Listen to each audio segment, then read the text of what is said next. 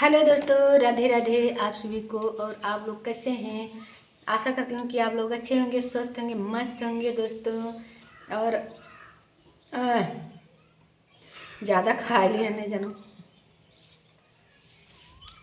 और दोस्तों, हम आज आप लोगों को सुनाएंगे बहुत सुंदर नाच गीत। लेकिन दोस्तों, आप लोग ज़रा रहम कीजिए, सपोर्ट कीजिए। मेरा भी आप लोगों का प्यार आशीर्वाद बहुत ज़रूरत है हमें भी।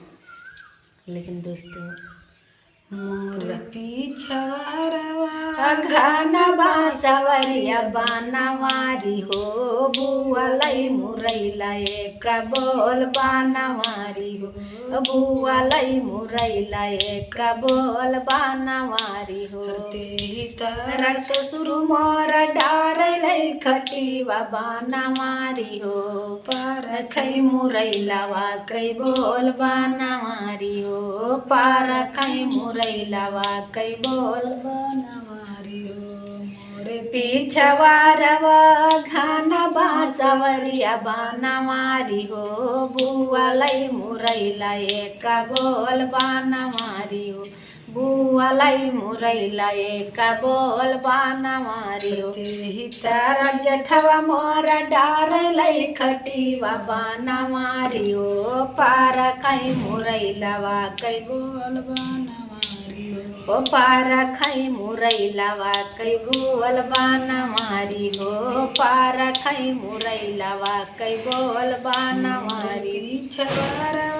घाना बासवरिया बानावारी हो, बुआलाई मुरैला एक बोल बानावारी हो, बुआलाई मुरैला एक बोल बानावारी। तारा देउरा मोर डारलै खटीवा बानावारी हो, पार खै मुरैलावा कै बोल बानावारी हो, पार खै मुरैलावा कै बोल बानावारी हो। मोरे पीछवारवा गाना बासवरिया बानावारी बुआलाई मुरैला एक बोल बानावारी हो, बुआलाई मुरैला एक बोल बानावारी हो। तारा समिया मोर डारलै खटीवा बानावारी हो, पार खै मुरैलावा कै बोल बानावारी हो, पार मुरैलावा कै बोल बानावारी हो।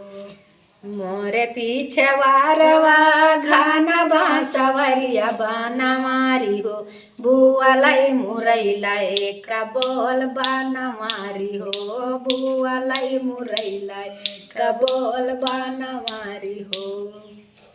तो दोस्तों, कैसा लगा ये गीत आप लोग कमेंट बॉक्स में ज़रूर बताइएगा। तब तक के लिए धन्यवाद। जय माता जी, हर हर महादेव।